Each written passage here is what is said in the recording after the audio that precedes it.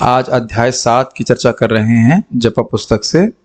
जब तक ये पूर्ण नहीं होता है इसी को जब कंटिन्यू करेंगे। मन के विषय में और अधिक जानकारी। जब भक्तगण इस एक मंत्र तकनीक यानी द्वितीय कुंजी का प्रयोग करते हैं तो उन्हें मन के विद्रोही स्वभाव का सामना करना पड़ता है। ऐसा नहीं है कि मन मान जाता है, ठीक है आप एक मंत्र सुनेंगे हम उससे कोऑपरेट करेंगे, ऐसा नहीं करता है। उन्हें अनुभव होता है कि मन मात्र भटकता ही नहीं अपितु प्रत्येक क्षण वे क्या कर रहे हैं इस पर भी अपनी टिप्पणी देता रहता है। क्या आपने ऐसा कभी अनुभव किया है?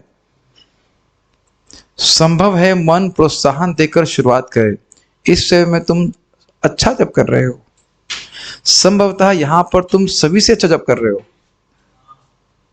भागवत अध्यापन ग्रुप में है, कभी आपने सोचा है तुम तो सबसे बढ़िया माला कर रहे हो। 2 क्षण बाद यह मन एकदम विपरीत आलोचना कर सकता है, तुम एकदम घटिया जप कर रहे हो। ये हर भक्त जो जप कर रहा है वो अनुभव करेगा, वाह मेरा जप कितना अच्छा, देखो तो सो रहा है, इत्यादि इत्यादि। उसके बाद देख रहे हो अपने जप की स्थिति, क्या कर रहे हो उस तरह से। मन को स्थिर रखना एक युद्ध के समान प्रतीत हो सकता है। और ये देखिए उस व्यक्ति को होगा जो वाकई ध्यान पूर्वक करने का प्रयास कर रहा है। जैसे मैं सही बताऊं, मुझे लगता था पहले जब मैं ज्वाइन किया था, ज्वाइन इन द सेंस कि मैं जब स्टूडेंट था तो 49 माला करने में कोई दिक्कत नहीं होती थी। 49 मैं वृंदावन आता था आराम से 49 माला कर लेता था। अभी दिक्कत होती है, और इसलिए ये भी हो सकता है कि अधिक अपराध किए हैं, वो सब बातें भी हो सकते हैं, इसमें कोई संशय नहीं है। लेकिन एक पूरे 16 माला में संघर्ष के मूड में रहना ये एक अपने आप में अचीवमेंट है।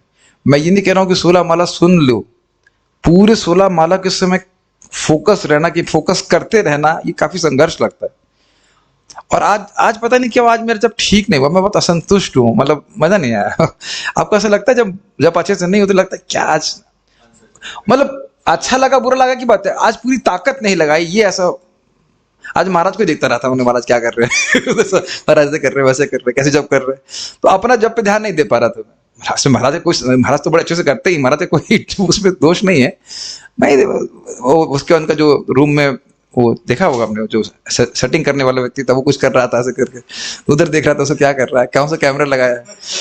आज बहुत असमन कर रहा है कि फिर से 16 माला किया जाए, मतलब बिल्कुल एकदम असंतुष्ट हो गए।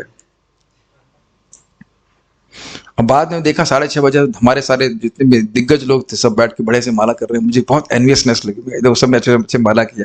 तो मन वैसे बोलता है तुमने आज बहुत घटिया माला किया, तुमने बहुत ये किया इत्यादि इत्यादि से। तो उसको देखना पड़ेगा। किंतु जिस क्षण हम कृष्ण के पवित्र नामों का श्रवण करते हैं हम कृष्ण के साथ होते हैं। ये मुझे बहुत अच्छा लगा था। आपने महसूस किया कि जैसे कीर्तन में आप डिस्ट्रैक्टेड रहिए, आप फोन देखते कुछ रहिए तो उतना आनंद नहीं आता है। But as soon as like आपने देखा, immerse yourself in the japa या kirtan, you feel immediately some connection with Krishna.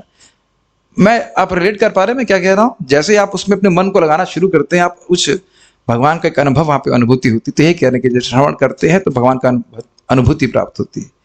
कभी मन हमें विश्वास दिलाएगा कि अब हम ऊब चुके हैं, you are bored now, stop this japa, बहुत हो गया। ये तो मेरे ख्याल से माला पकड़ते होने लग जाता है। नहीं इतना तो नहीं होता। सुबह से कर रहे हो माला, थक गए हो, थोड़ा तो विश्राम करो। 6th राउंड क्या, ठीक, हाँ 16 माला कर लेते तो मन नहीं करता है। हो गया ना काम आज का, बस हाँ शाम को कल माला कहाँ भागी जा रही है, वो देखो सब काम कर रहे हैं ऐसे करके। देखिए ये सब आएगा ना, तू भी हमारे हृदय में नम्रता आनी चाहिए। क्या तो रूप गोस्वामी अनुभव कर रहे हैं, और कहा हम अभी हम पहाड़े की घंटी याद आ रहा है, पहाड़े की घंटी नहीं याद? बच्चे लोग पहाड़ा पढ़ाते थे टीचर उनको, तो पहाड़ा पढ़ रहे 2 1 कम 2 2 दूनी 4, लेकिन वो देख रहे कि घंटी कब बजेगी, पहाड़ा कब खत्म होगा और घंटी कब बजेगी। तो इस तरह से है स्थिति। सभी लोग इसी प्रकार से शुरू करते हैं, कोई दिक्कत नहीं। हम जब कर रहे हैं पर हम विचार कर रहे हैं कि कहीं प्रसाद देने का वक्त नहीं हो गया। वैसे अभी समय क्या हुआ है? इस तरह की ऐसा कोई मतलब नहीं है, इज इट नॉट? कभी कभी तो ऐसा होता है कि मैंने देखा जब भक्त संग जब करते थे 5:30 बजे से वो घड़ी देखना चालू कर दिया, माला लेके बैठा है और घड़ी देख रहा है वो। कम से कम 1 घंटा तो तुम जब करोगे ना, रियली 5:30 बजे जैसा माला लेके बैठा वो घड़ी देख रहा है। कितना उस डिस्टेस्ट है, कितनी अविद्या ग्रसित है। अपने भी हंसना चाहिए। भले ही मन सूक्ष्म या स्थूल किसी भी कारण से विचलित हो, हमारा दृढ़ निश्चय और लक्ष्य एक ही है, हरे कृष्ण महामंत्र को ध्यान पूर्वक सुनना। ऊब जाना और ध्यान भंग होना जैसे मन को विचलित करने वाले अनेक अनुभव हम प्रतिदिन करते हैं, और यह केवल जप में ही नहीं होता है। आप कभी देखेंगे क्लास में भी होता है। मेरी क्लास में तो अनुभव करते ही होंगे आप, है कि नहीं? वो जा रहे क्या वही बात बोलते हैं, कृष्ण कृष्ण कृष्ण कुछ नई बात बोले, कोई शिव जी गणेश जी कुछ बोले, कुछ ऐसा। आपने कभी देखा है कि पहले जब भक्ति नहीं करते तो टीवी देखते हुए बोर हो जाते थे? क्या इज इट नॉट? चीज है। यह सारे अनुभव इस मन के कारण ही हैं, और इस विचलित अवस्था का आस्वादन करना मन का प्रिय कार्य है। यह बात आपको समझने में कठिनाई होगी कि अब नए भक्तों को लेके तो आ रहे, लेकिन जब तो एडवांस्ड क्लासेस हैं, समझ में आएगा भक्तों को? जपा क्लास में लेके आए, ठीक, बैठे बैठे स्वागत। ऊबन भी एक रस है, कुछ समझ में आ रहा है ये बात? Feeling bored is also a test. मुझे पता था कि बात समझ, इसीलिए मैं पढ़ा रहा हूं कि बात समझ ही नहीं आएगा। जब हम बोरिंग फील कर रहे हैं तब भी कुछ टेस्ट है, और ये एक भौतिक प्राकृतिक टेस्ट है, उसी को टेस्ट करता रहता है। ये मन नहीं लग रहा है ऐसे करके। आप कहेंगे टेस्ट तो मतलब कुछ भी अच्छा होना चाहिए ना, लेकिन ऐसा नहीं है। Mind is constantly testing something. तो जो बोरियत है वह भी तमोगुण के कारण से हम अनुभव करते हैं। बोर हो रहा है, कुछ करने का मन नहीं हो रहा, लेथार्जी हो रही है, ये सब जो है मन पूरा दिन इसमें रमण तो नहीं कह सकते, मतलब टेस्ट करता रहता है। क्या आपने कभी ध्यान दिया है कि जो आपको आज उबने का एहसास दिला रहा है, कल वही आपको आनंद प्रदान कर सकता है? तो ये समझ लीजिए, ये केवल हरे कृष्ण मंत्र से नहीं हो रहा है। आप आज कोई भी वस्तु आज आपको अच्छी लग रही है और वही वस्तु कल आपको एकदम मन नहीं करेगा खाने का। कभी होता है कि आज खिचड़ी खाने का मन कर रहा है, फिर सोचते कल भी खाऊंगा, कल बिल्कुल देखने का मन नहीं करता वो खिचड़ी को। क्या ऐसा कभी नहीं हुआ आपको? ये मन की चाल देख रहे हैं कि नहीं? इसका अर्थ यह है कि यह मन है जो कि इसके सन की संकल्प विकल्प वाले व्यवहार में लगा हुआ है। अगर अभी भी नहीं समझ में आ रहा, चलो जो लोग जॉब करते हैं वो जानते हैं कि जॉब बड़े उत्साह से प्राप्त किया था, और बहुत बार जॉब करने जाएगा बिल्कुल मन भी नहीं करता। मैं नहीं कह रहा हूं भक्त बनने के बाद, जो अभक्त हैं वह भी मन नहीं कर रहे आज क्या जॉब पे जाए, है ना? नॉट क्या जॉब। इस मन के विचलित होने की बीमारी को ठीक करने का एक ही उपाय है, कृष्ण के नाम को ध्यान पूर्वक सुनने के लिए दृढ़ संकल्पित होना। वैसे आप लोग एक विचार कीजिए, क्या आप लोग को अच्छा नहीं लगता कि पूरे दिन में कोई कुछ प्रॉब्लम हो? यस और नो? अदरवाइज बोरिंग डे ना, कुछ ना कुछ प्रॉब्लम तो होनी चाहिए। तो अच्छा है ना, एक प्रॉब्लम है कि ध्यान पूर्वक जप करना है, ऐसे constant problem, is it not? मैं तो ऐसे रिफ्लेक्ट करता हूं कि कम से कम रोज हमारे पास 2 घंटा एक प्रॉब्लम है जो सॉल्व करना है कि मन हम ध्यान पूर्वक जाप कैसे करें, 16 माला कैसे करें। बड़ा एंगेजमेंट रहता है आपस में। आपने देखा है कि आप एकादशी में, मैंने देखा एकादशी में कोई मैसेज नहीं आते मेरे को, बहुत रेयर। सब लगे 64 राउंड्स करने में। आपने नोटिस किया? कोई मैसेज, बहुत रेयर कोई मैसेज आता है। मैं देखता हूँ 2-3 घंटे निकले कोई मैसेज ही नहीं कर रहा, सब लगे पड़े हैं क्या 64 करना है, 100 करना है, 108 करना है। इंगेज रहना बहुत जरूरी। तो ये एक बहुत बड़ा भाग्य है कि हमारे पास कुछ अच्छा एंगेजमेंट है कि मन को हम ध्यान पूर्वक जब में लगा सके। Are you scratching your head? कुछ समझ में आ रहा मैं क्या कह रहा हूँ? It is actually good, is it not? In a sense संघर्ष है तो वो जीवन में उद्देश्य है। नहीं तो कल आप सोचिए कुछ मत करिए साधना, ऐसे एकदम टांग पे टांग करके सो जाइए, उठी 7 बजे, देखो क्या खाना है, एकदम बोर लगेगा। तब समझ में आएगा कि अभी भी कितना रस है, वो संघर्ष में भी रस है। वो तो है माता जी, लेकिन वैसे बोल रहा हूं कि वो आप देखिए, ऐसा तो नहीं कह सकते कि मन बिल्कुल नाम में लग रहा है, लेकिन वो संघर्ष में भी टेस्ट है। मैं खाली ये प्रमाणित करना चाहता हूं, we are not actually getting bored, actually you are not getting bored, actually there is some test. लेकिन वो स्पेशली जब आप ध्यान पूर्वक करते हैं ना, you can feel that thing, वो लगता है, ऐसे लगता है। वो तो अलग पॉइंट है।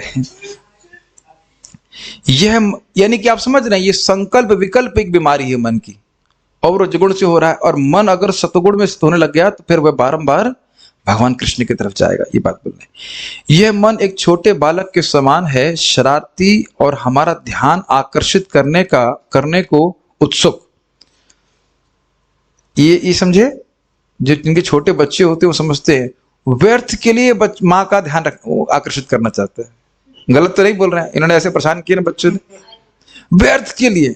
मम्मी ऐसे कोई छोटी सी वस्तु उठेगा, मम्मी ये देखो। आपने देखा है कि नहीं, बच्चे के एकदम निरर्थक, बस उन्हें माँ का पिता का अटेंशन चाहिए। और उसी प्रकार से मन हमारा बेवकूफी की चीज उठा लेगा जब हम जाप कर रहे हैं। देखो ये, इसके बारे में तुमने क्या सोचा है, देखो उसने तुम्हारी कितनी बेइज्जती करी, क्या मेरी तुम्हारी भावनाओं की कदर बिल्कुल नहीं करता है, इस आते ना।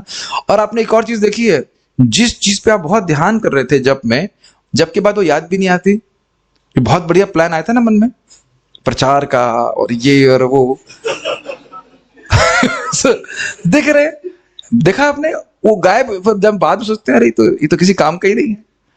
तो इसके मन की इस चाल को हमें समझना होगा। परंतु एक छोटे बालक की भांति इसे सरलता पूर्वक किसी भी कार्य में लगाया जा सकता है। और आप देखेंगे छोटे बच्चे को बहुत प्रेम से सिखाना होता है। अब बहुत दबाएंगे बच्चे को तो वो सीखेगा नहीं, प्रेम से, बेटा ये कर लो, थोड़ा सा ये कर लो, ऐसे। इसी तरह मन से दोस्ती बना करके जब करना पड़ेगा कि भाई एक महामंत्र सुनना है, वो सुन लो, उसके बाद देखेंगे तुम्हारे काम। पूरा दिन तो है ना तुम्हारे बात सुनने की।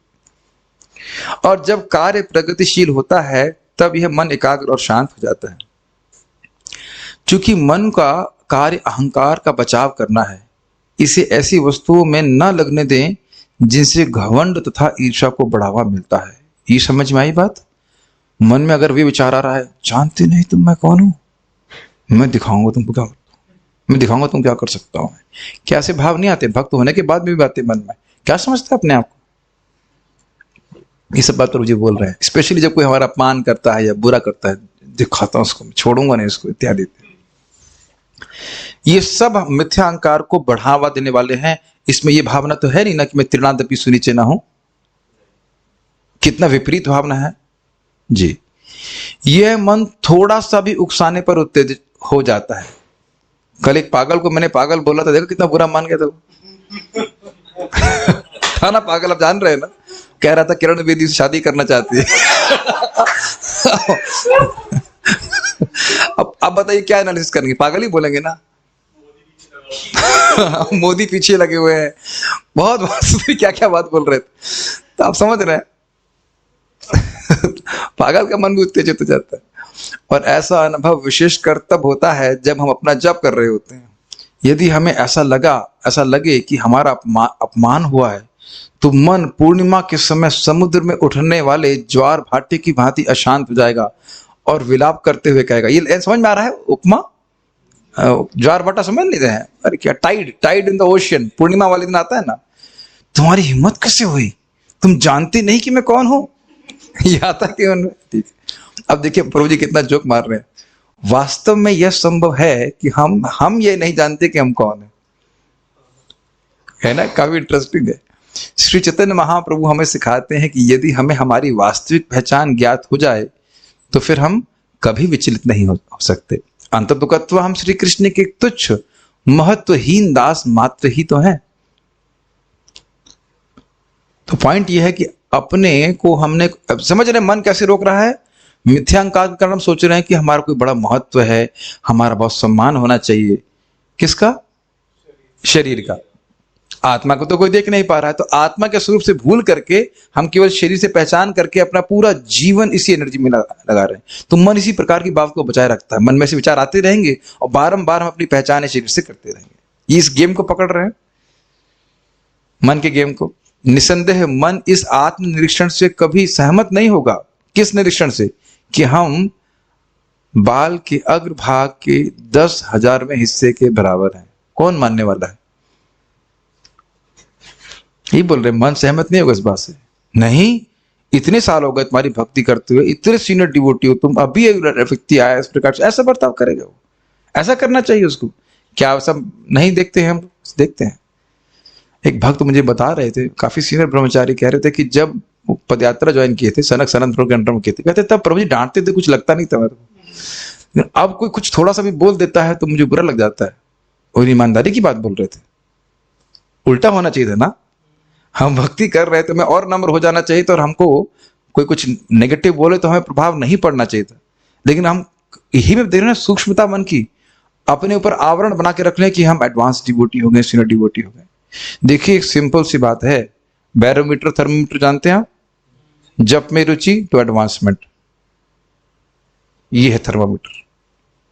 बाहर के लोग चाहे आपको गुरु महाराज बोले, आज ये व्यक्ति मुझे बोल रहे थे आप मेरे गुरु महाराज हैं, मैंने कहा गुरु महाराज कुछ नहीं, हम सेवक हैं भाई और धारक हैं, ये कुछ भी हैं। अपने को ये देखना है कि बुखार मूवमेंट डालते हैं थर्मोमीटर, अच्छा एग्जाम्पल है, थर्मोमीटर मूवमेंट डालते हैं जीभ के नीचे और हरे कृष्ण जीभ के ऊपर, थर्मोमीटर ला के देखते हैं हाँ टेम्परेचर कम हुआ है कि नहीं। अगर नाम में रुचि है तो एडवांसमेंट, सीधी सीधी ही बात, न दाएं न बाएं। ये मेरे शब्द नहीं है, प्रभुपाद जी बोलते हैं when a devotee is actually advanced he takes pleasure in chanting Hare Krishna एवं अमृतः स्वप्रिया नाम कीर्त्या जातानुरागो धृतचित्त। अनुराग ही नाम व्रत लेते, जब व्रत लेके नाम करते करते नाम में अनुराग हो जाना चाहिए, हमें निरुत्साहित नहीं होना चाहिए। बट ये समझ लीजिए कि you are actually advanced when you become attached to chanting Hare Krishna. Actually advanced, actually means not thinking that I am advanced. We are not thinking that we are tasting a rasgulla. आप लोग सोचते हैं कि हाँ मैं सोच रहा हूं कि मुझे नाम में रुचि है, सॉरी रसगुल्ले में रुचि है। You don't think about it, directly experience. At least मैं तो रोज जब ये बात सोचता हूं कि when will I B actually advanced. I mean discourage होने की बात नहीं है, दवा खाते रही तो धीरे धीरे ठीक होगा,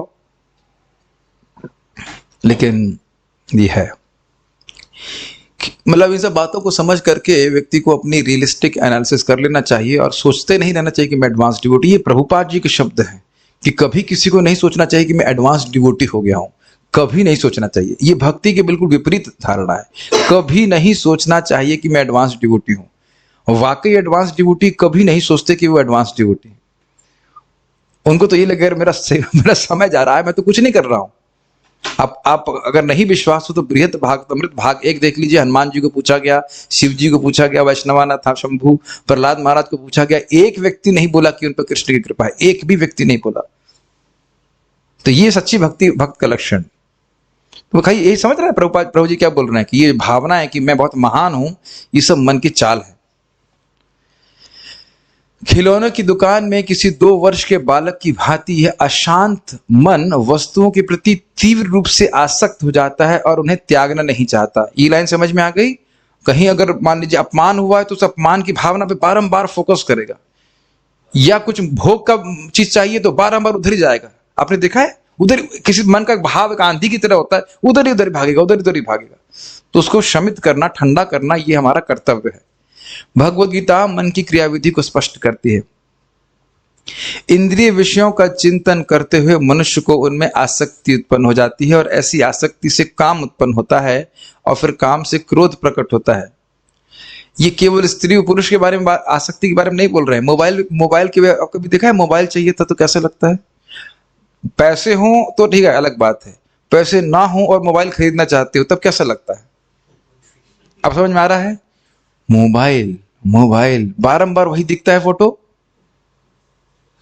पता नहीं आप लोग शायद बहुत, आप खैर पैसे वाले हैं तो सब कोई दिक्कत नहीं है, हाँ कोई दिक्कत नहीं होती है। लेकिन मान लो किसी को चलो कंपटीशन में एग्जाम में क्वालिफाई करना है तो इच्छा है ना, और जब तक नहीं हो पाता है या कुछ करता तो जलता रहता है गद्दे की नहीं। यही चीज बोल रहे हैं। क्या है श्लोक? ध्यायते विषयान पुंसस संगस्तेषुपजायते संगात संजायते कामः कामात् क्रोधो भिजायते। मान लीजिए किसी को यश की लालसा है, तब आप ये देखते ना यूट्यूब वाले सब वीडियो क्यों बनाते हैं? पूरा वीडियो देखिए, बेल आइकन बनाइए, ये करिए वो करिए। क्या है? एक खालीपन है ना हृदय में कि हमारा वीडियो बहुत लोग देखें। मेरे गुरु महाराज के बहुत अच्छे शब्द हैं, कह रहे हैं कि अगर हम इस जगत में किसी से कोई सम्मान भी नहीं चाहते तो उसका मतलब हम जगत में किसी से कुछ भी नहीं चाहते। अगर हम जगत में कोई सम्मान नहीं चाहते हैं तो उसका अर्थ यह है कि हम जगत में किसी से कुछ नहीं चाहते। Can you process this? आप सोच रह सकते हैं कि हम कितने फ्री हो जाएंगे भगवान की भक्ति करने के लिए। मन पर निरंतर अनेक अनेक संवेदनशील छवियां बरसती रहती हैं और यह उन छवियों से आसक्त या विमुख हो जाता है। ये मेरे भाइयों माता जी से को समझ में आ रहा है मैं क्या कह रहा हूं? यहाँ पे लिखा क्या है? कभी कभी मन किसी दृश्य को देखा होता है जिसमें हम बहुत आसक्त होते हैं, कोई पिक्चर का दृश्य या कोई और सुंदर वस्तु, और कभी कभी ऐसा मन में आता है बात जिसे आप बहुत घृणा करते हो। दोनों ही रस हैं कि नहीं? और दोनों का आस्वादन करने से नाम से हमारा मन हट गया कि नहीं, ये बात बोल रहे। मैं उसका चेहरा भी नहीं देखना चाहता। किसका? जिसका चेहरा बारंबार देख रहे हैं मन में। एक्सपीरियंस किया कि नहीं?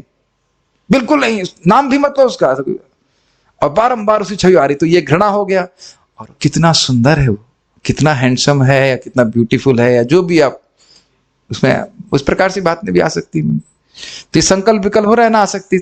उस दोनों को त्यागना, वो दोनों ही खराब है, दोनों को त्याग करके मन को कृष्ण में लगाना है। इस तरह सोचिए कि 24 घंटे मन हमारा संकल्प विकल्प में रहता है। अगर एक क्षण के लिए आपने हरे कृष्णा बोला है तो इस संकल्प विकल्प की साइकिल को तोड़ा है। अभी भी समझ में आ रहा है कि नहीं? ऐसा नहीं कि आप भक्ति नहीं कर रहे हैं तो संकल्प विकल्प नहीं होता, वो चलता ही रहता है। केवल जब करने बैठे और कुछ क्षणों के लिए भी आपने कृष्ण का नाम उच्चारण किया है, सुना है, तो उस मन के संकल्प विकल्प को त्यागा है। अच्छा, ऐसे भी देखिए, बोलते हैं तो बोलने में भी संकल्प विकल्प चल रहा है कि नहीं? जो मेरे मन में इच्छा आ रही है वही तो बोल रहा हूं। इसके लिए ही जब कठिन लगता है, क्योंकि अब 2 घंटा क्या करना है? हरे कृष्णा कृष्ण कृष्ण हरे हरे, हरे राम राम राम हरे, नेक्स्ट हरे कृष्णा हरे। अरे भाई, ये तो टू मच है, ये तो टू मच है। ये कैसे हो जाएगा? 2 घंटे हम एक ही बात बोलेंगे, ऐसे कैसे हो सकता है? सो मन को बंधन पसंद है। जो स्वयं को इस संसार का केंद्र एवं भोक्ता समझते हैं उनके लिए कहीं भी शांति नहीं है। क्या ये लाइन समझ में आई? ये बहुत सुंदर बात है। देखिए, ये अगर आप खुश रहना चाहते हैं तो इस बात को त्याग दीजिए कि आप जगत के केंद्र है, क्योंकि बनाया ही जगत इस तरह से है कि आप कन्विंस कर दे, हमको कन्विंस करते कि हम केंद्र में नहीं है। We are not the controllers. हमारी इस मिथ्या पहचान को विकसित करना है ही अहंकार का मुख्य कार्य है। कौन सी मिथ्या पहचान? मैं केंद्र हूं और भोगता हूं, भोगूंगा मैं, कंट्रोलर। हम वह नहीं है जो उपाधि हमें अहंकार ने दी है। इसका मतलब समझ गए? उपाधि मतलब ये मानना मैं स्त्री पुरुष था जो भी हूं। इस अहंकार और मन के द्वारा पैदा किए गए किसी भी प्रकार के भ्रम से हमारा कोई संबंध नहीं है। ये लाइनें समझ में आ रही होंगी? जो भी धारणा होती है शरीर को देख करके, उससे हमारा कोई मतलब नहीं। हम तो वास्तव में कृष्ण से नित्य संबंध रखते हैं। मन चाहता क्या है? सब कुछ और कुछ भी। इसकी कोई डेफिनेशन नहीं है, इसकी कोई, इंग्लिश में कहते हैं रेशनल नहीं है। देयर इज नो रेशनल, कुछ भी करता है। यह असीमित इच्छाओं के साथ एक वस्तु से दूसरी वस्तु पर उछलता रहता है। यह एक वस्तु को दुत्कारता है, दूसरी को स्वीकारता है और अचानक फिर उसी वस्तु को अस्वीकार कर देता है जिसे इसने अभी अभी अपनाया था। कानू प्रिय माता जी, आपको लग रहा है ऐसा होता है? एमबीबीएस करूं? नहीं, एमबीबीएस नहीं करना है, फिर वापस संस्कृत पढ़, नहीं संस्कृत नहीं पढ़ना है, फिर वापस एमबीबीएस कर। अब देखना इस प्रकार से होता है। अच्छा, कभी आप लोग का उसमें, मेरा तो अनुभव है, जब सिलेक्शन हुआ था आईआईटी में, तब एकदम मन भ्रमित हो गया। आईआईटी चेन्नई कि आईआईटी बॉम्बे? आईआईटी बॉम्बे में केमिकल ले लूं कि आईआईटी कानपुर में मैकेनिकल ले लूं कि इलेक्ट्रिकल? एकदम मन भ्रमित हो जाता है। और आपने कभी देखा है फीस्ट में कैसा लगता है? ऐसे आज सुबह खिचड़ी खा लिया, अचार खा लिया, संतुष्ट, और फीस्ट में देखिए मन कितना संतुष्ट हो जाता है। हाय ये भी है, हाय वो भी है, और ये खा लिया, अब तो पेट में जगह बची नहीं, वो वाला तो खा ही नहीं पाया। गलत नहीं बोल रहा हूं ना? एकदम देखिए किस प्रकार से मन भ्रमित रहता है। तो जितना मन असंतुष्ट होगा, जितना मन भोग का फोकस करेगा, उतना ही वो संतुष्ट हो जाएगा। यही तो सब बोल रहे हो।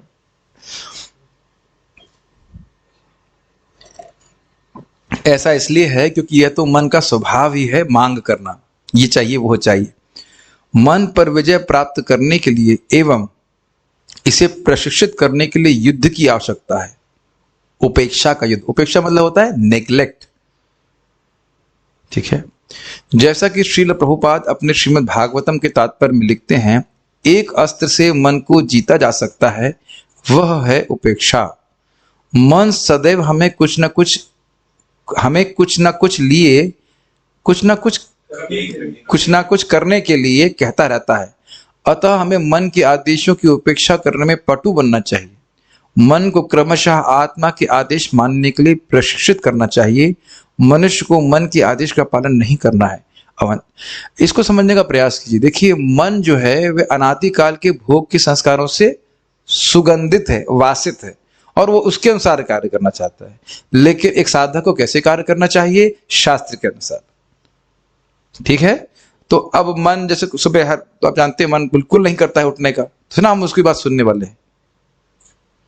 और मैं फिर रिपीट कर रहा हूं, अगर हम इस प्रकार से साधना करते हैं, रोज मंगल आरती जाते हैं, जब करते हैं, यू बिकम, हमारा मन ही एडिक्ट हो जाता है। आपने महसूस किया होगा कि आप मान लो कभी किसी कारण बस देर में भी सोए, फिर भी सुबह तो उठना है, मंगल आरती जाना है, जब करना है। इसीलिए मैं भक्तों के पीछे लगे रहता हूँ, कैसा भी लगे आपको, आप सुबह उठिए जरूर। आप ही देख रहे हैं कि हमारी एक आदत बन रही है कि 10 बजे क्लास करना है। Is it not? और नहीं तो आप कहते हैं अरे अब तो सुबह हो गई, सुबह से मर रहे हैं, 9 बजे तक क्लास करिए, फिर क्लास करेंगे। और ऐसा भी नहीं कि 10 से 11 में हम कुछ भागवत चर्चा कर रहे थे। जैसे मैं कई दिन से ना भागवत पे डिस्कशन मतलब तैयारी नहीं किया, तो बड़ा असंतुष्टि हो रही थी कि चतुर्थ पढ़ाना था तो मन करता, तो पढ़ने की क्या जरूरत है? आज सब तो रेडी है, टेक्स्ट तो रेडी है, पढ़ने की क्या जरूरत है? तो ये लेकिन कल ऐसे तैयारी करने लगे तो बहुत अच्छा लगता है। कहने का आशय यह है कि मन को जबरदस्ती शुरुआत में जरूर करनी पड़ेगी, लेकिन आपको जो भक्ति का टेस्ट मिलने लग जाएगा और बहुत जल्दी मिलता है, तो फिर आपको फिर बहुत जल्दी, बहुत टाइम भी नहीं लगता है। Then you become addicted. Mind ही बोलेगा नहीं सुनना है, कथा सुनने जाना है, इत्यादि इत्यादि, या जब करना है कि नहीं? आपने संतुष्टि का अनुभव करते होंगे सुबह सुबह जब हो जाता है तो खुशी होती है जब छुट्टी मिले।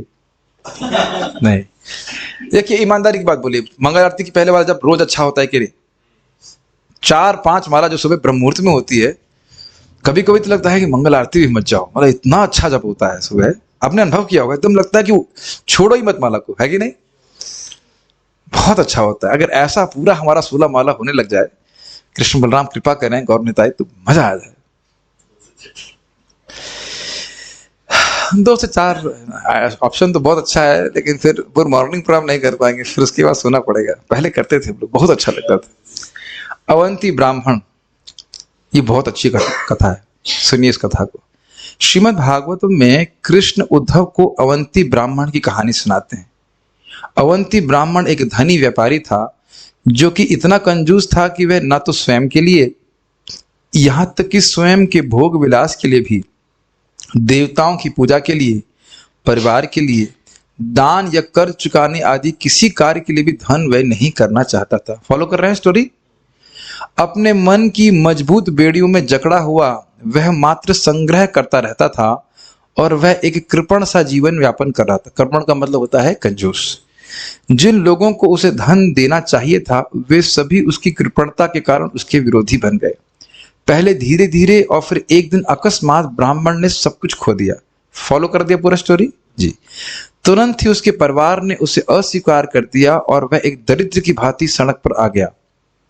पहले धनवान होना, फिर उस धन का चले जाना अत्यधिक पीड़ादायक होता है, क्योंकि यह नुकसान व्यक्ति की मिथ्या पहचान को चुनौती देता है। ये कुछ समझ में आया? मैं अमीर व्यक्ति था, आत्मा का तो धन से कोई संबंध नहीं है, लेकिन मिथ्याकार के कारण हम सोच रहे थे कि मैं कितना अमीर व्यक्ति था, देखो कितना बुरा हुआ मेरे साथ, सारा धन चला गया। कितने पैसे लेके आते हम जन्म लेते हैं तो एक भी नहीं। ऐसे एक व्यक्ति हम जान रहे थे जिनका बिजनेस डाउन हो गया, फूट फूट के रो रहे थे, सब खत्म हो गया, सब खत्म हो गया। हमने कितना पैसा लेके पैदा हुए थे आप?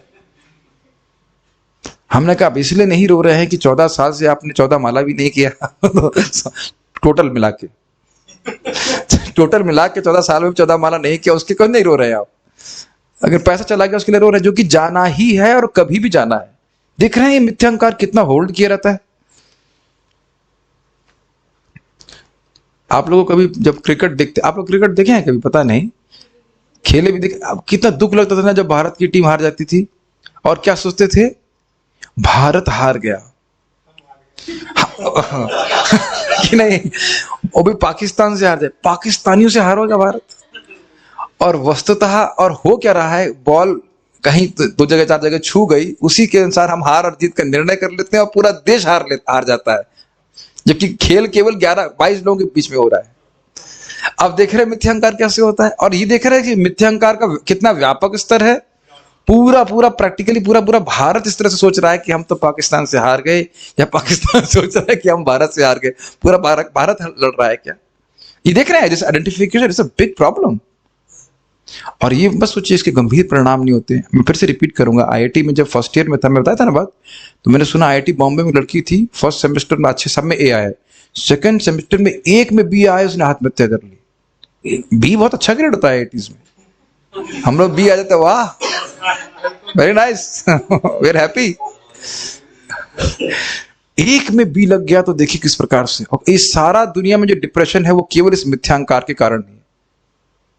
ये पहचान शरीर से करना, और देखो समाज में मेरे को क्या सोचेंगे, जबकि समाज में कोई भी नहीं सोचता। आपका एक भी व्यक्ति बताइए जो समाज में आपका नंबर जानता हो, 10th में कितने आए थे आपके नंबर, कोई भी नहीं जानता। तो ये बोल रहे हैं कि एकदम से परिवर्तन हो गया, धनी से निर्धन हो गया, एक उसके मन कितना शुद्ध हो गया होगा, हम कल्पना नहीं कर सकते। परिस्थितियों में इस अकस्मात परिवर्तन के आ जाने से अवंती ब्राह्मण को अत्यधिक ताड़ना व यातना मिली, किंतु कृपण होने के पश्चात भी वह एक धार्मिक व्यक्ति था, और श्री कृष्ण की कृपा से उसे एक अनुभूति हुई, जिसका सार श्रीमद् भागवत के 11वें स्कंद के 23वें अध्याय में दिया है। उसकी इस अनुभूति से उसे शांति प्राप्त हुई, क्योंकि उसे उसकी पीड़ा का कारण समझ में आ गया। यद्यपि लोग उसके प्रति अत्यंत क्रूरता का व्यवहार कर रहे थे, उस पर थूकते थे, उसका उपहास करते थे, भिक्षा द्वारा प्राप्त किए गए उसके भोजन पर मूत्र त्याग कर देते थे। कितना बड़ा अपमान बताइए। उसके कुछ कपड़े उठाकर फेंक देते थे। उसे स्वयं के अंदर एक ऐसा स्थान मिल गया जहां उसकी प्रसन्नता बाह्य कारणों से किसी भी प्रकार विचलित नहीं की जा सकती। ये समझ में आया कुछ?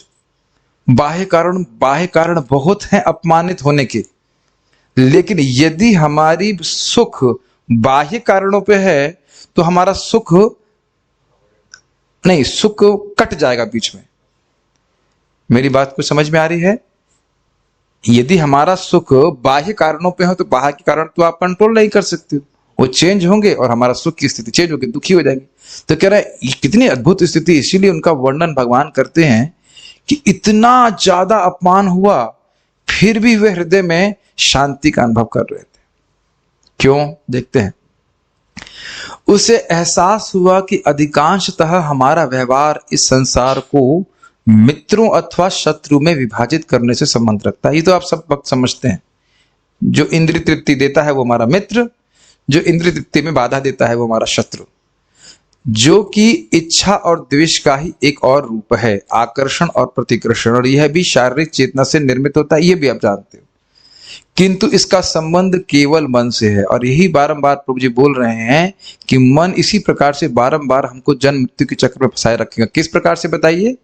राग और द्वेष। राग और द्वेष, ये व्यक्ति अच्छा नहीं है, ये व्यक्ति अच्छा है, ये व्यक्ति अच्छा नहीं है, ये अच्छी चीज है, ये नहीं है, इत्यादि। इस जगत में कुछ भी अच्छा नहीं है। जैसे बताया जाता है dry stool and wet stool, सूखा मल और गीला मल, इसमें से कौन सा अच्छा है? तो प्रश्न गंदा प्रश्न है, लेकिन क्या बोला जाए, प्रभुपाद आचार्यगण ऐसे बताते हैं इसको।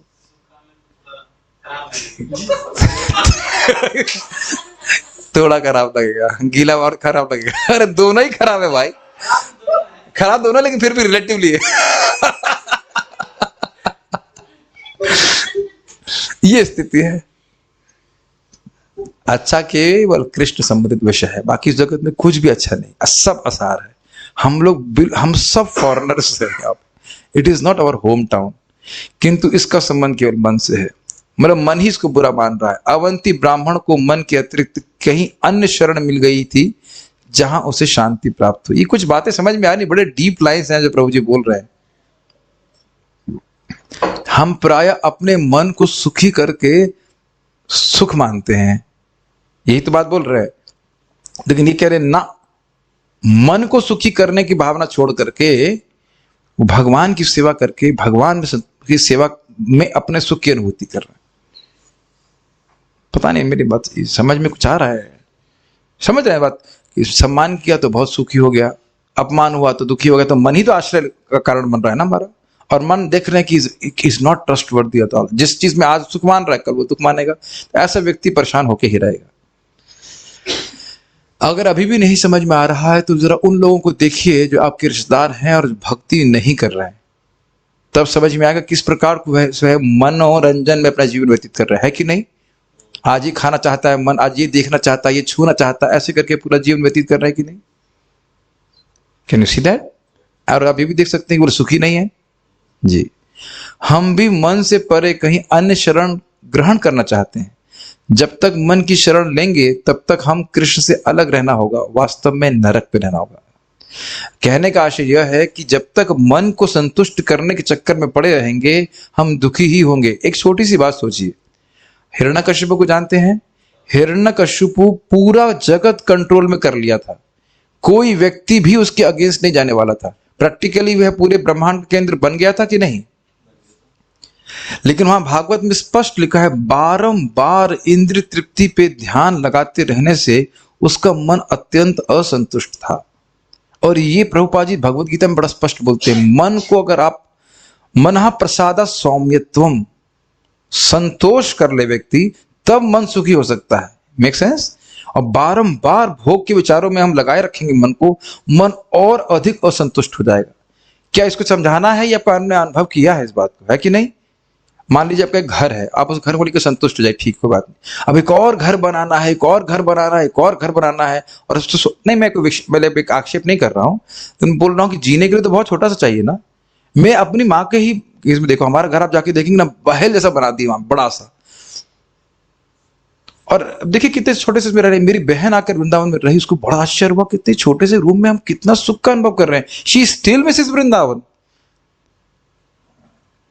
और जबकि घर वहां बहुत बड़ा है, 3 BHK, क्या क्या क्या, मुझे उसकी डेफिनेशन नहीं पता है, इसको मत पूछना, हर चीज नहीं जानता हूँ। BHK क्या होता है मुझे नहीं पता है, लेकिन कुछ होता होगा, 3 रूम होते होंगे, मुझे पता नहीं, 3 मतलब 3, अच्छा जो बेडरूम हॉल के जो भी होता, अच्छा जो भी होता। आई पर्सनली अगर मैं अपनी बात करूं, I feel so satisfied in my 8x10 room. Too much है, this is good enough. Bhagavatam Chaitanya Charitamrita, what you need, है कि नहीं? बहुत ये इसकी को पकड़ना ही पड़ेगा हमको। मन जितना ज्यादा भोग में ध्यान करेगा उतना असंतुष्ट हो जाएगा। तो यही बोल रहा है कि वस्तुतः हम नरक में रह रहे हैं, you will always be unhappy. ये सब बहुत आप लोग नए लोगों को पता नहीं, ये सब बातें समझ में आ रही है कि नहीं, लेकिन आपको लाने से पहले सोचना होगा कि कौन सी क्लास में लेके आ रहे हैं। दिस इज फॉर रेगुलर साधकर्स। एनीवेज, आप लोग को अगर समझ में नहीं आ रहा है तो we are not forced to sit here, just can be free to go. Avanti Brahmin कहते हैं, ना तो ये लोग मेरे सुख तथा दुख के कारण हैं। अपने जीवन में एनालाइज कीजिए इसको, कितना अधिक मानते हैं ना कि इस व्यक्ति ने मुझे दुख दिया है, उसने दुख दिया है। कभी मानते हैं कि हमारे कर्मानुसार ऐसा हो रहा था? कुछ नहीं। देवता, मेरा शरीर, ग्रह, मेरे विगत कर्म या काल ही, प्रत्युत यह तो एकमात्र मन है जो सुख तथा दुख का कारण है और भौतिक जीवन को निरंतर घुमाता रहता है। आप कहेंगे कि अभी तो आपने बोला कर्म कारण है।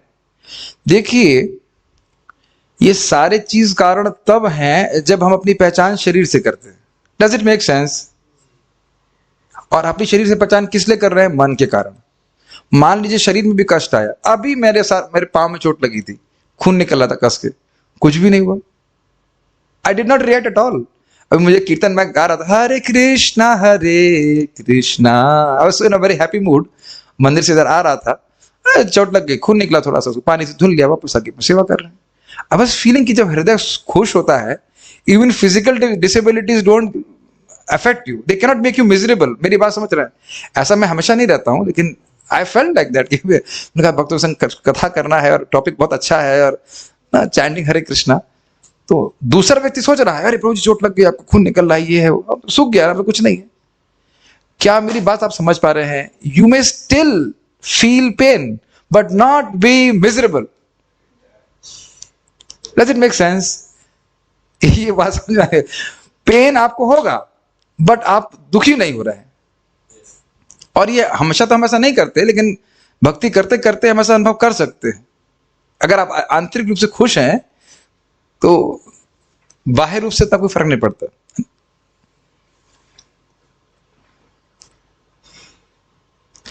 उल्टा देख लीजिए, जब आंतरिक रूप से दुखी होते हैं तो बाहर चाहे कितना भी अच्छा हो आपको सुखी नहीं कर पाता है कि नहीं, कितनी भी अच्छी वस्तु हो। तो उस तरह से समझ लेना चाहिए कि हमारे दुख का कारण मन है, और वो कैसा मन, जो भोग में लगा हुआ मन है। मैं एग्जाम्पल और दूंगा कि एक बार एक भक्त थे, सीनियर भक्त थे, और वो आ रहे थे, उनकी गाड़ी रास्ते में खराब हो गई। तो मंदिर में एक नया जो इंचार्ज थे व्हीकल्स के, उन्होंने छोटी गाड़ी भेज दी। एक व्यक्ति के लिए एक छोटी गाड़ी बहुत है। उन भक्त को बहुत गुस्सा आया, मेरे लिए तुमने छोटी गाड़ी भेजी, कम से कम टवेरा भेजनी चाहिए थी। तो अब देखिए मन में दुख आया कि नहीं। आने के लिए तो आप छोटी गाड़ी से भी आ सकते हो। आप देख रहे हैं कि नम्रता कल्टीवेट करें तो हमारा जीवन कितना आसान हो जाए, और उधर हमको भगवान के नाम में रुचि भी प्राप्त हो जाएगी। तो दिक्कत क्या है, we have to consciously cultivate this, कि ये अहंकार ना बढ़ने लग जाए भक्ति करते। महाराज कई बार बोलते हैं, आप आरती दिखाते हैं ना मंदिर में, और मान लो किसी सीनियर भक्त को नहीं दिखाए, सारे लोग नहीं ऐसे होते, कुछ कुछ ऐसे होते हैं जो बोलेंगे तुम देख नहीं रहे हो मैं सीनियर हूं, पहले मुझको दिखाना चाहिए था। अरे भाई आरती झूठी थोड़ी ना हो गई।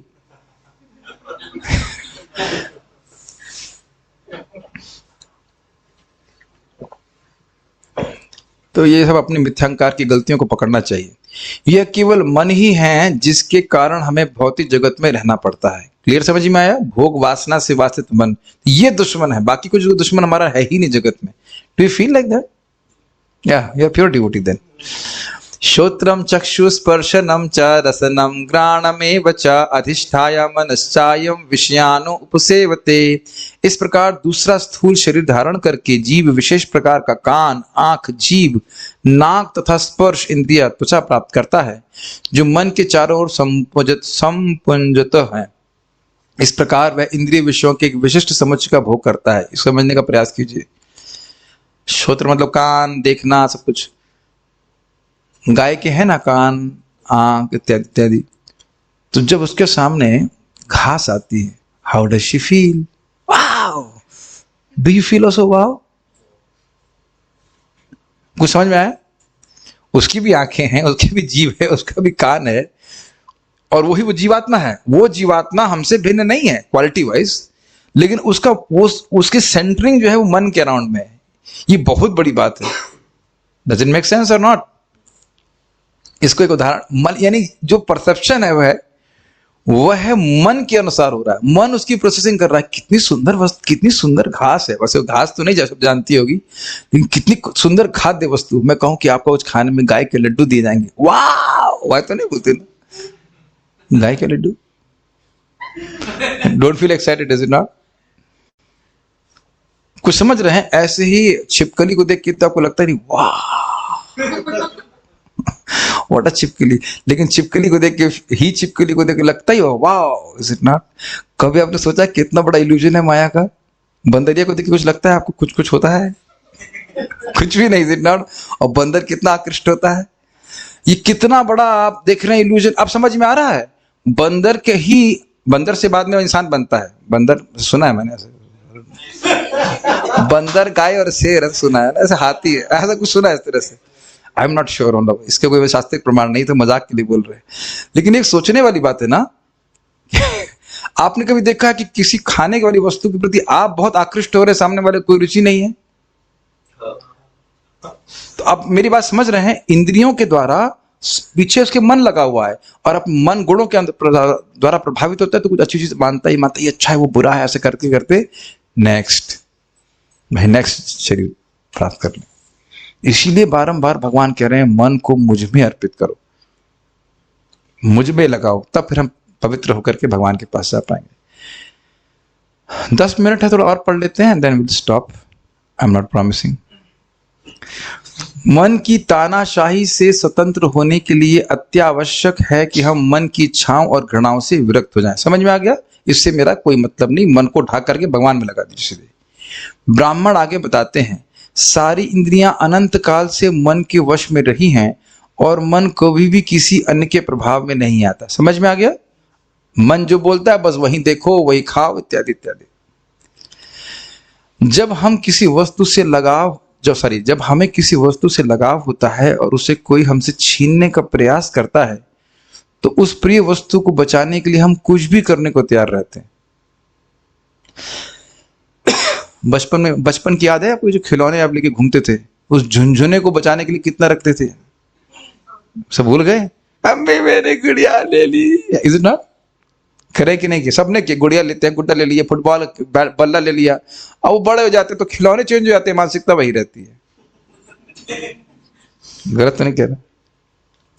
इन आसक्तियों के कारण हजारों व्यक्तियों ने एक दूसरे की हत्या कर दी है। बताइए आपने, मैं इधर से हम जा रहे थे प्रचार करेंगे, भरतपुर ही जा रहे थे, सत्येंद्र प्रभु बता रहे थे कि खेत दिखाया कि 1 फीट के लिए, केवल 1 फीट के खेत के लिए दोनों भाइयों ने एक दूसरे को मार के दोनों ही मर गए, केवल 1 फीट के लिए। और आप सुनते होंगे 1-1 इंच के लिए भी लोग गोली मार देते हैं। ये तो अखबारों में आता ही होगा, मैं पढ़ता तो नहीं, लेकिन भवती तो शुश्र, मैंने कुछ सुना है लोगों से कि ऐसा होता है। Is it not? फिर होता ही है। अभी आप देख रहे हो भारत चाइना किसके लड़ रहे हैं? बहुत उर्वर जमीन के लिए ना, काफी उर्वर जमीन है, वहां पे ऊपर अनाज उगता है, सोना चांदी उग रहा है। अब बोल देंगे तो हमारे पे केस कर देंगे, लेकिन प्रभुपाद इस बात को बोलते हैं कि इससे पहले का युद्ध हुआ वह भी बेकार, मतलब का नहीं था, ऐसे करके। अब क्या है, जो लोग रजगुण में है वो कभी इस बात को नहीं समझ पाएंगे कि मानव जीवन का प्रयोजन क्या है। बहुत सुंदर, कुत्ते बिल्ली की तरह लड़ना मानव जीवन का प्रयोजन नहीं है।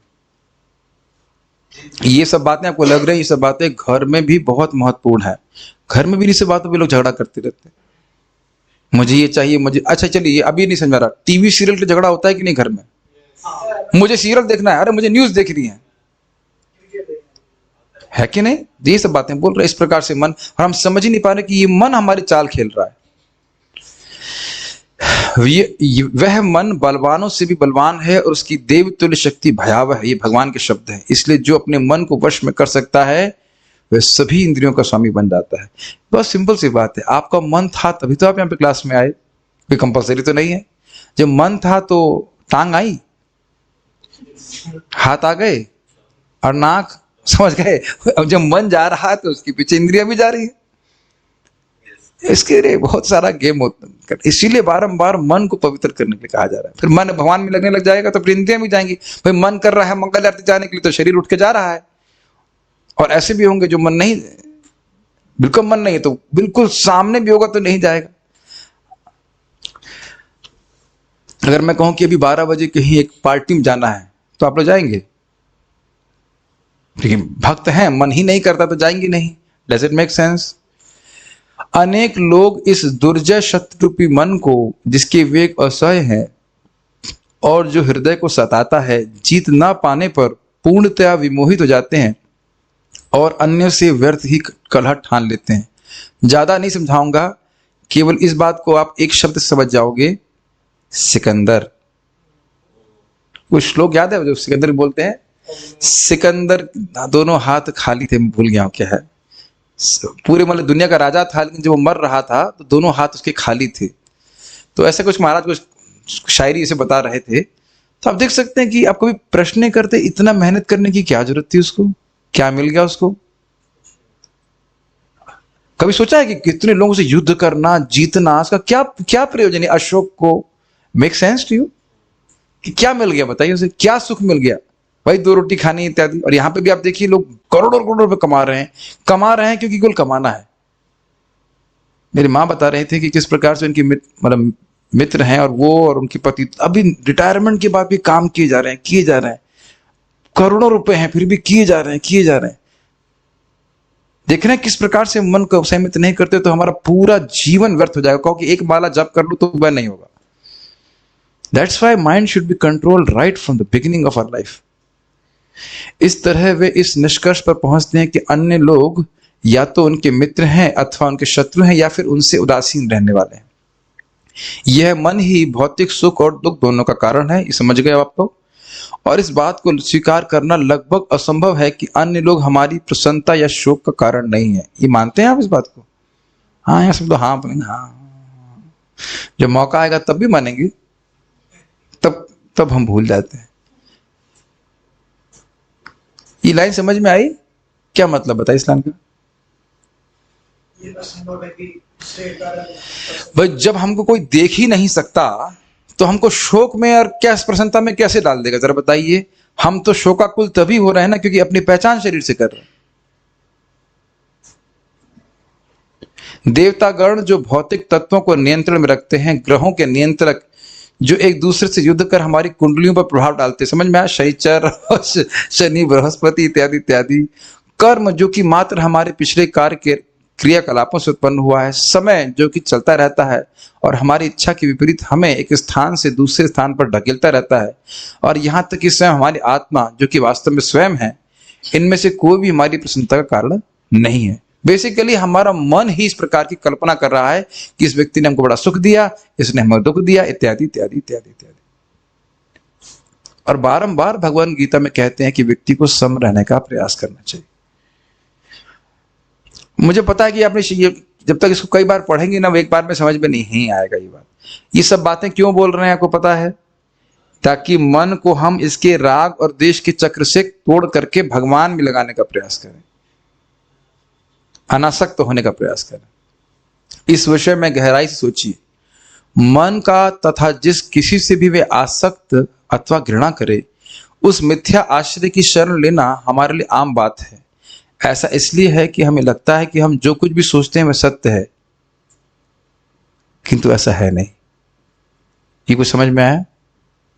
ये विपिन प्रभु मुझे बिल्कुल नहीं अच्छे लगते। अभी कौन है, किसको देख रहा हूं मैं? तो ये जो सामने, मैं से मजाक के लिए बोल रहा हूं, जो व्यक्त है वही दिख रहा है कि नहीं? कभी देख रहे हैं कि हम मन में, आप किसी को सोचिए, किसी के मन प्रति आपके मन में भावना है कि ये व्यक्ति मुझे अच्छा नहीं लगता, ये मत बोलना कि नहीं, इतने महान तो नहीं हो गए हम, समझ रहे। मान लो शत्रु ना भी माने, लेकिन ये तो मान रहे हैं कि व्यक्ति हमको अच्छा नहीं लगता, उसको देख रहे हैं हम, प्रमाणित हो गया। नहीं अच्छा लगना मतलब घृणा की भावना की नहीं। और कभी कभी आप ये देखते हो, ये कभी देखिएगा कि कोई व्यक्ति हमारे जीवन में एक पर्टिकुलर टाइम में आया, उससे पहले हम उसका नाम और शक्ल भी नहीं जानते थे। अनुभव किया आपने? और फिर या तो उससे आसक्त होने लगते हैं या उससे घृणा करने लगते हैं, और फिर एक टाइम के बाद ऑटोमेटिकली वो हमारे जीवन से चला जाता है और हम उसकी याद भी नहीं रहती। यानी अब आप सोच रहे हैं कि उस टाइम पीरियड में जब हम घृणा या आसक्ति में फंस गए, कितना नुकसान उठा गए हम। कृष्ण की स्मृति तो चली गई ना उस टाइम। बहुत डीप है जो प्रभु जी बोल रहे हैं। He has years of experience of Krishna भक्ति। ये देखने का सामर्थ्य है आपके में कि एक काल के प्रभाव में कोई व्यक्ति आ रहा है आपके जीवन में। भक्तों की बात नहीं कर रहा हूं मैं, भौतिकता की बात कर रहा हूं स्पेशली।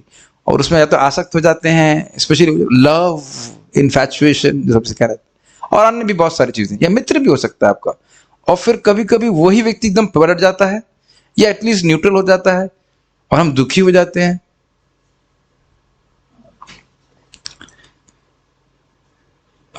हमारे पास कितने पेज हैं? वैसे तो 7-8 पेज हैं, अगर आप लोग धैर्य रखें। खा के तो आ गए ना, ठीक है, थोड़ा टॉर्चर कर देते हैं। अवंती ब्राह्मण एक अन्य आश्चर्य प्रश्न। ये जो मन आपके मन में आ रहा है ना कि 1 घंटे की क्लास से और अब घृणा हो रही है, तो घबराई मत, मन बोल रहा है। इसमें मैं आपके दुख का कारण मैं नहीं हूं यही तो सिखा रहा हूं। अवंती ब्राह्मण एक अन्य आश्चर्य प्रस्तुत करते हैं। एतां स आस्थाय परात्मनिष्ठां अध्यासितां पूर्वतमैर्महर्षभिः अहं तरिष्यामि दुरंत पारम तमो मुकुंदांग्रि निशैव एव। क्लियर समझ में आया प्रभु जी क्या डेवलप कर रहे हैं कि इस मन को भगवान में लगा करके भगवान के पास पहुंच जाना है, बस ये काम करना है। यही पूर्व के ऋषियों ने किया है और यही करके मैं पार हो जाऊंगा। इससे पहले आगे जाऊं, भागवत में प्रथम स्कंद के दूसरे अध्याय में बोल रहे हैं कि इस प्रकार से भगवान की भक्ति करके पूर्व के ऋषियों ने भगवान की प्राप्ति करी, और जो उनके चेले थे, जो उनका अनुगमन कर रहे थे, वह भी भगवान को प्राप्त की। समझ में आ रहा है? श्रील प्रभुपाद जी भगवान को प्राप्त की भक्ति करके, हरे कृष्ण मंत्र करके, और उनका अनुगमन करके हम भी भगवान कृष्ण की प्राप्ति उसी प्रकार से कर लेंगे। सोल्यूशन समझ में आ रहा है? राग द्वेष छोड़ करके भगवान में अपने मन को निष्ठ करके भगवान की प्राप्ति कर लेंगे। मैं कृष्ण के चरण कमलों की सेवा में दृढ़ रहकर अविद्या के दुर्लंघ सागर को पार कर जाऊंगा। इसकी पुष्टि पिछले आचार्यों द्वारा की गई है जो परमात्मा की भक्ति में स्थिर थे। जैसे एक समझ लीजिए, फोटो तो आप देखे होंगे, मेरे पास वो फोटो नहीं है।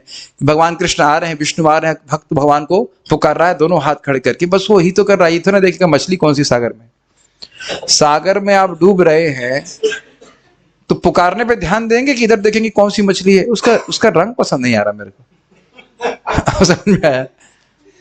ये शार्क मेरी तरफ क्यों आ रही है? किस जानते हैं कि कितना अच्छा व्यक्ति हूं मैं, क्यों खाने का प्रयास करी? समझ रहे हैं? ये वेव्स ऊपर क्यों जा रही हैं, पानी नमकीन क्यों है? You can complain about so many things. Stop complaining and focus your mind on Krishna. समझ गए? पूरा चैप्टर का ओवरव्यू मिल गया ना। राग द्वेष में मन आपको फंसाया हुआ है, वो छोड़िए उसको, भगवान की भक्ति कीजिए। मुझे हंसी आ रही थी, एक माता जी बोल रही थी, मुझे लग रहा है कि मैं अपने पूरे पोटेंशियल को यूज नहीं कर रही हूं। हमने कहा सही बात है। आप 16 माला जब कीजिए, आपका पूरा पोटेंशियल बाहर आएगा और आप मुक्त होकर के भगवान के पास चली जाओगी, भगवान का पार्षद बन जाओगी। परम भगवान ही वे आश्रय हैं जिनकी शरण हमें जाना चाहिए, अन्य कोई आश्रय नहीं है। अन्य सब कुछ दुराश्रय है, एक मिथ्या आश्रय है। ये समझ रहे हैं कि जिस भी वस्तु का हम इस जगत में आश्रय ले रहे हैं, इंट्यूटिवली वी नो कि वो समाप्त हो जाएगी, हमें आश्रय नहीं दे पाएगी, इसलिए हम डरते हैं। और सब भक्त लोग जो जप करते हैं, सभी के हृदय में एक निर्भयता की भावना आ रही है कि नहीं? आ रही है कि नहीं आ रही है कि अब हम भगवान के शरण में हैं, जितना भी समय लगे हमें बार बार भगवान मौका देंगे भक्ति करने का, और भगवान के पास हम जरूर पहुंचेंगे। और ये भावना कोई भावुकता में नहीं है, शास्त्र के अनुसार है, और शुद्धि हृदय के शुद्धिकरण के द्वारा होता है कि हाँ जो भी कुछ होगा भगवान हमारे साथ अच्छा ही करेंगे, कुछ गलत नहीं करेंगे। जैसे चोट लगी मेरे को, हमने कहा चलो गर्दन कटनी थी, थोड़ा सा पाँव में हल्का सा खून निकला, सहज भावना जाती है। और ऐसा होता है, ये भक्त की भावना नहीं है। गर्दन कटनी होगी तो आपको सर फूट जाना चाहिए, उसकी जगह केवल हल्का सा पाँव में चोट लगेगी। And devotee continues with this भक्ति। हमारे पास ग्रहों को अनुकूल स्थिति में लाने का अथवा किसी व्यक्ति को हमारी इच्छाओं के अनुसार ढालने का कोई उपाय नहीं है। ये समझ गए? जो कर्मानुसार प्राप्त है उसके अनुसार रहेगा, और सारे लोग हमारे अनुसार चलने वाले हैं नहीं। जो लोग हमसे असहमत हैं और घृणा करते हैं, उन सबको हम कहीं दूर स्थान पर नहीं भेज सकते। ये बहुत अच्छी लाइन है कि नहीं? आप कुछ भी करिए, मैं चैलेंज दे रहा हूं, आप कुछ भी करिए, एक व्यक्ति जरूर असंतुष्ट होगा। आपने कभी ट्राई किया है? कुछ भी करिए, आप कोई सेवा करिए, एक ना एक व्यक्ति, भगवान ऐसे जगत बनाई है कि उसको कुछ दोष लगेगा, नहीं यार काम नहीं किया। वो तो रेयर ही होगा कि everybody gives you a like. It is not possible, is it not? कुछ भी हो भाई, प्रभु जी कुछ भी कीजिए आप। मुझे हंसी आ रही है, मैं सर्वधर्मान परित्यज्य का प्रवचन दिया था गीता भूषण के ऊपर। तो व्यक्ति मायावादी था, उसका धारणा यह है कि भगवान निराकार है। तो उसने कमेंट किया, तुमने 1 घंटा खराब कर दिया। तो मैं मन में हंस रहा था, खराब नहीं किया, तुमने वाकई प्रवचन सुना, अभी जिंदगी खराब कर रहे हो। मतलब उसको मैं रिएक्ट नहीं किया कुछ, मैं सोच रहा था कि इसने आज पहली बार कम से कम प्रभुपाद जी का तात्पर्य सुना तो सही, कुछ समझ में आया। आज तक तो अपना समय खराब ही कर रहा है मायावाद में, अब वो अगर डिसलाइक देता है तो उसका क्या मतलब है? अब इसी प्रवचन को हम बोल रहे हैं, जो व्यक्ति को कुछ भी समझ में नहीं आया, कहता है ये फालतू बात है, डिसलाइक करके छोड़ देगा। अरे तुम्हारी साधना क्या है, क्या समझोगे? तो बात जो भागवत की चर्चा हो रही है, इतनी सूक्ष्म चर्चा है, जब तक जाप नहीं करोगे क्या समझ में आएगा तुम्हें? मेरी बात डज इट मेक सेंस? ये बहुत गंभीर बात है। अगर आप लाइक डिसलाइक के चक्कर में पड़ गए इस जगत में, एग्जाम्पल दे रहा हूं, और बाकी दुनिया में कुछ भी आप कुछ नहीं कर सकते। कोई ना कोई हमेशा आपकी निंदा करेगा। Make sense? और ऐसे लोगों को हम दूसरे ब्रह्मांड में नहीं भेज सकते।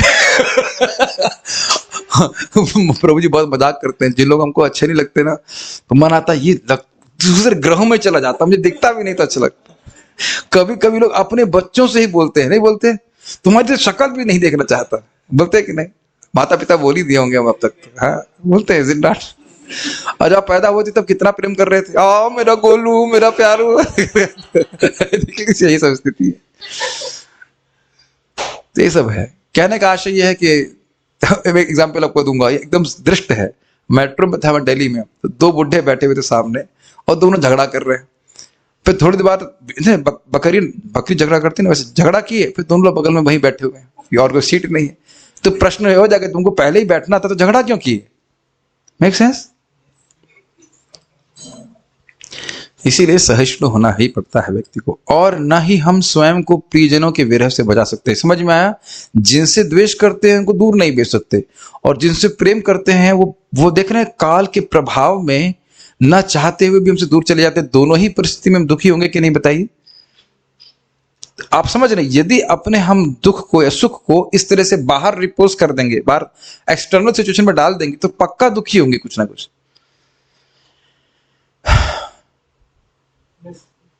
और यदि हम यह सब कर भी सकते तब भी यह मन अपने स्वभाव के कारण कभी संतुष्ट नहीं होता। जैसा कि हिरण्यकशिपु का था, जो वस्तुएं चाहिए थी सब मिल रही थी, और जो वस्तु नहीं, जिस व्यक्ति को नहीं चाहता था उसको मार भी देता था, फिर भी असंतुष्ट था। अब ये बताइए प्रहलाद महाराज को क्या प्राप्त था बाहर से? अब समझ में आ जाएगा। प्रहलाद महाराज को बाहर से कुछ भी प्राप्त नहीं था ठीक से, लेकिन हृदय में कितना सुख था। तो कुछ दिमाग लगाना चाहिए कि सुख का स्रोत एक्चुअली भगवान है, बाह्य वस्तु नहीं। बहुत बड़ा भ्रम माया ने क्रिएट किया हुआ है कि बाहर की वस्तुएं प्राप्त करके हम सुखी हो जाएंगे। आप सभी भक्तों का अनुभव होगा जो लोग जाप करते हैं कि कभी कभी जाप करके इतना सुख मिलता है, you don't want anything in the world. बस खाली एक प्रश्न आता है, ये रोज कैसे मिलेगा? है कि नहीं? Is it not? सारी ग्लानि खत्म हो जाती है। मैं समझता हूं उस दिन आप जॉब के बारे में सोचते, वैसे भी आप नहीं सोचते, वैसे भी जॉब के बारे में नहीं सोचते होंगे। एकदम नहीं मतलब कि जॉब मिले नहीं मिले, ये वो फलाना ढिमकाना, ये सब अनुभूत है। इज इट नॉट भक्तों के लिए? हमारा अपने संसार पर कोई नियंत्रण नहीं है, इस कारण निश्चय ही हम अत्यधिक भयभीत और हताश हो जाते हैं। ये समझ रहे होंगे। फिर भी कृष्ण ने इस ब्रह्मांड का निर्माण इसी प्रकार से किया है। यह ब्रह्मांड हमारे अहंकार का सहयोग करने से साफ मना कर देता है। मतलब दिन में कुछ ना कुछ ऐसा जरूर होगा जो हमारी इच्छा के विपरीत होगा। Be prepared for that. यह हमें इस संसार का केंद्र मानने से भी मना कर देता है। समझ में आ गया? You are not the center my dear insignificant condition soul. शूद्र जीवात्मा, तुम इस जगत के केंद्र नहीं हो। समझ लो इस बात को। कृष्ण कंट्रोलर है। हम सब कुछ हमारी प्रसन्नता के अनुसार नियोजित हो, हमारे इस प्रयत्न में भी यह ब्रह्मांड सहयोग नहीं करता है। ब्रह्मांड, जैसे हम लोग बड़े आशा से टाइल्स लेके आए, बड़ी अच्छी लग रही है, अब जो भी है अच्छी लग रही है, बुरी बता नहीं, लगने से पहले ये भक्त मजाक बनाती है इसका।